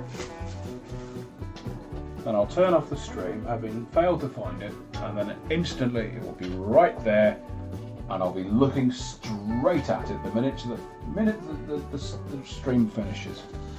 Because sometimes life be like that, you know? So I guess we're looking. I guess we're going to find out what the white spirit effect looks like. Okay, so there's a bit of white spirit in there. And like I say, this is a bit more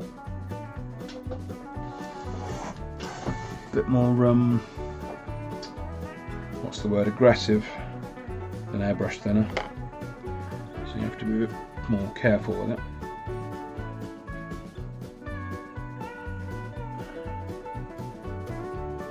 Just gently,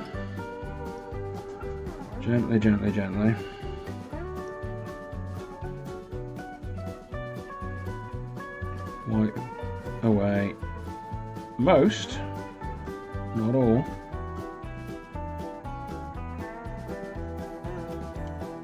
of the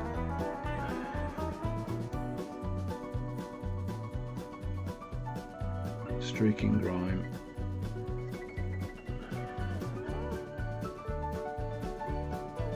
And you will end up with dirty or weathered looking white armour.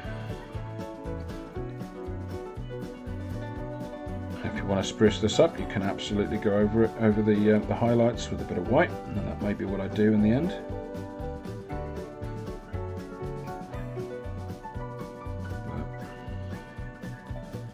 Yeah, I'm being super careful because I don't trust the paint. I don't want to wipe too much away.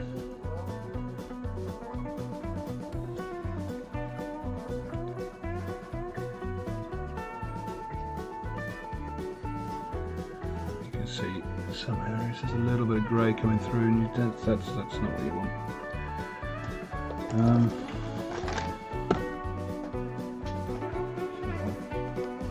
Let's try a slightly different approach. This is a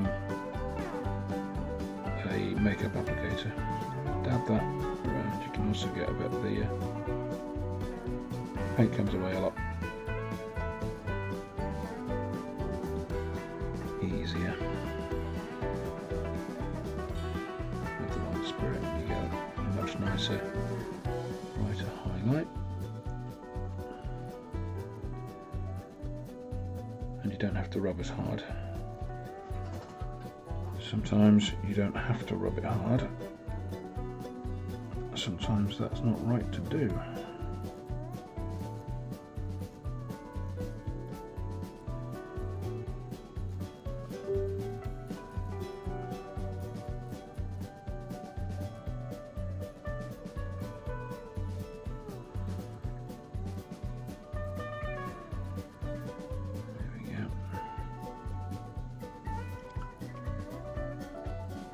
You see, that's just made everything. I mean, up close,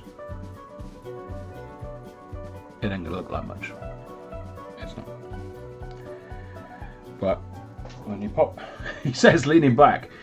Did I check down the back of the sofa? I haven't been anywhere near the sofa with my airbrush thinner, but I will certainly. There it is.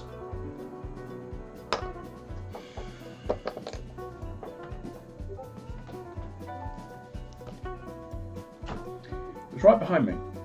I must have looked at it at least 3 or 4 times. Ugh. Anyway, that's what White Spirit does with it. Oh. Good job I'm not claiming to be professional, isn't it?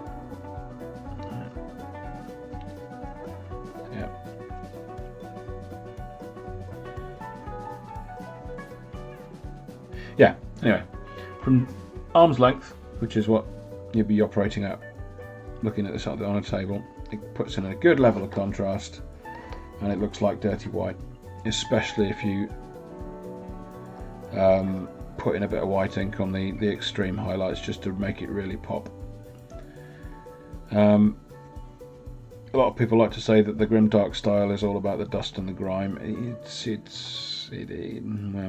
Well, that's one school of thought, but I like to think of it as in terms of creating contrast and light and shadow, which this isn't really doing. This is the more dirty approach, but it's certainly high contrast. Right, okay, seeing as we have Old Faithful and we have the airbrush thinner, I will show you what happens when you apply a little bit of airbrush thinner to your Old Faithful. Old Faithful probably needs a wash actually. And apply it. See, that's a lot more subtle, you see. But it's the same idea. You sort of wipe that away from the raised areas. And if you've got a bit of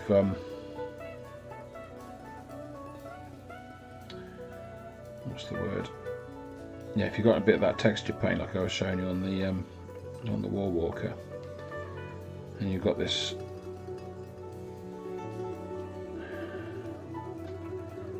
streaking grime in there, you end up with a really cool weathered bone effect. A tutorial for which I have done on my channel.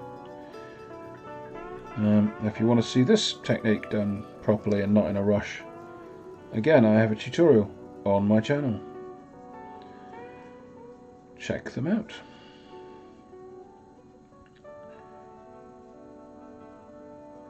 And if you like them, please do click like and comment, because it helps the channel grow. And if you really, really, really like them, and you've got more money than sense, and you fancy buying me a coffee or something to get me to keep me motivated to do what I do, feel free to drop by my Patreon page. I think the Patreon starts at about £4, 4 or 5 quid anyway. Then you can start and stop it immediately.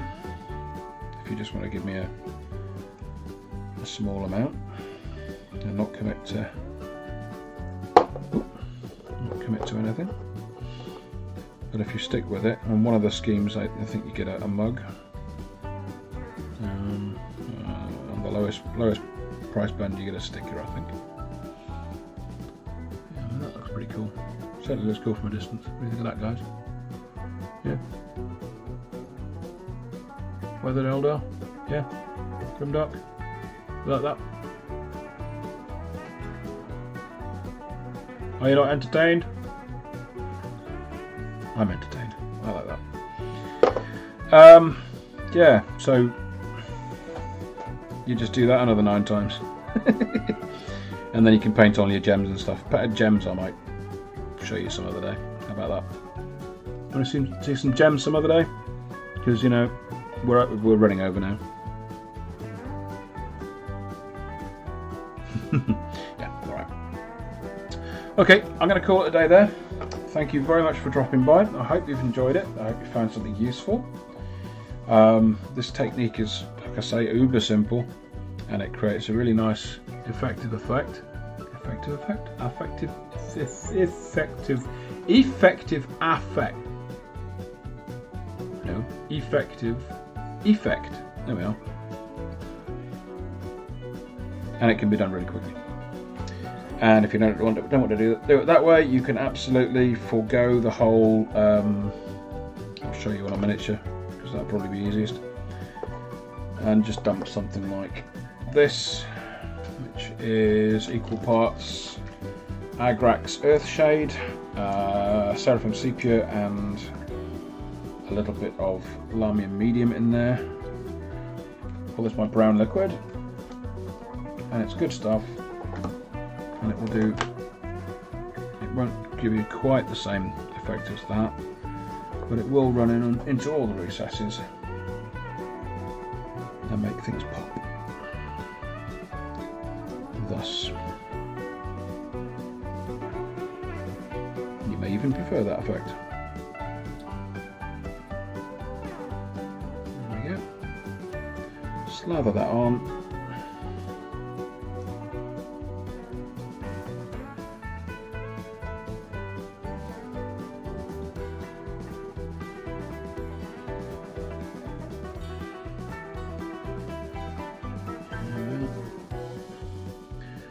I mean, you know, Agrax is magic in a bottle, but the addition of Seraphim Sepia and a bit of Lamium Medium just makes it work a bit better. There we go. Pop that on the gun as well.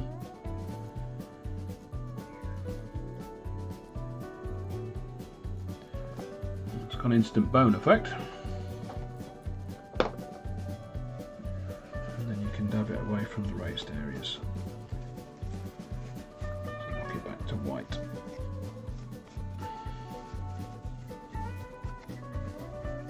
A bit of tissue, all with a lens cloth. Using a tissue because, well, frankly, because I want to stop streaming and go to bed. Right. One thing to point out: that has actually reactivated the paint on the helmet, so I need to repaint that. That's what you need to be aware of. Any sort of ink, you need to be a bit careful because it will just reactivate the paint and it will come away. Thus, no bueno. Right, cool. I will see you chaps in the next one then. I do hope you've enjoyed it. Please don't forget to hit like and subscribe if you've not already done so. And I will see you next week. But, as they say, goodbye for now.